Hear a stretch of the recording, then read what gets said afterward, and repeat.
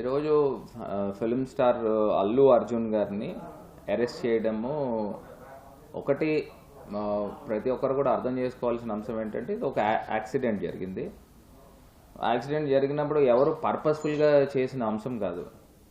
ఇప్పుడు జనరల్గా ఎక్కడైనా సభలు జరిగినా లేకపోతే ఏదైనా మూవీ రిలీజ్ అయినప్పుడు ఫస్ట్ డే రోజున జనరల్గా ప్రతి ఫిలిం స్టారు చిన్న హీరో అయినావండి పెద్ద హీరో అయినావండి జనరల్గా ఒక థియేటర్కి వెళ్ళి ఆడియన్స్తో పాటు చూడడం అనేది గత 20 సంవత్సరాల నుంచి కూడా ఒక పరంపరగా వస్తాం. ఇప్పుడు అక్కడ ఒక యాక్సిడెంట్ జరిగింది, తొక్కిస్లాట్ జరిగింది. తొక్కిస్లాట్లో పాపం నిజంగా అన్ఫార్చునేట్ ఇన్సిడెంట్, ఒక మహిళ చనిపోవడం నిజంగా చాలా బాధాకరం, దురదృష్టకరం. కాకపోతే దానికి సంబంధించి నాన్ బెయిలబుల్ సెక్షన్స్, ఒక స్ట్రింజెంట్ సెక్షన్స్ కూడా మరి పెట్టించడం జరిగింది. ఒకటి నేను చెప్పే అంశం ఏంటంటే జనరల్గా పబ్లిక్ గ్యాదరింగ్స్ అనేది జనరల్గా జరుగుతూ ఉంటాయి. ఇప్పుడు రాజకీయ నాయకులు సభలు పెడతా ఉంటారు, రాజకీయ నాయకులు సభలకు వస్తారు.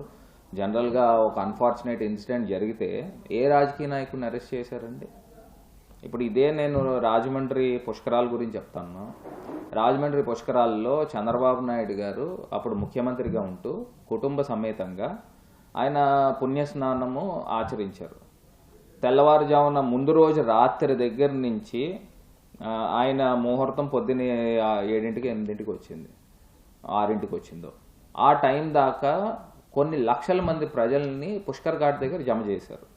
జమ చేసి ఆయన గోదావరి స్నానం ఆచరించిన తర్వాత ఆయన వెళ్ళిపోయిన తర్వాత ఒకసారి గేట్లు ఎత్తేశారు. అప్పుడు మరి స్టాంపేడ్ జరిగి సుమారుగా 29 మంది దాకా చనిపోయారు. చనిపోయినప్పుడు మరి చంద్రబాబు నాయుడు గారి పైన ఏ కేసు కట్టారండి? ఆయన్ని ఏ రకంగా అరెస్టులు చేశారండి? అంటే ఇది అన్ఫార్చునేట్ ఇన్సిడెంట్, ఇది ల్యాప్సెస్, అది క్లియర్గా జరిగిందని ప్రజలందరికీ తెలుసు.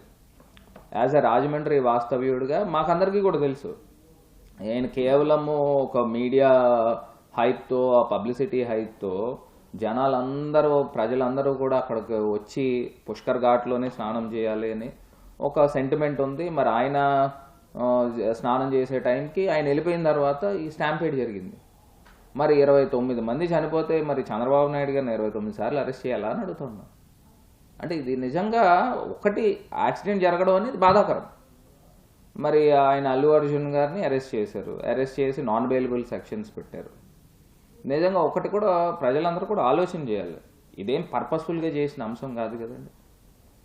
ఈ అంశం గురించి చెప్పాలనుకున్న అంశము ఇది. మరి ప్రతి రాజకీయ నాయకుడు ఏదో ఒక వేదికలో పబ్లిక్ గ్యాదరింగ్స్ జరుగుతాయి, జరిగినప్పుడు అన్ఫార్చునేట్ ఇన్సిడెంట్ జరిగితే ఎవరిని అరెస్ట్ చేశారండి? ఇది ఒక కొంత పొలిటికల్లీ మోటివేటెడ్గా అనిపిస్తుంది అనేది నా అభిప్రాయం. Please subscribe dot news.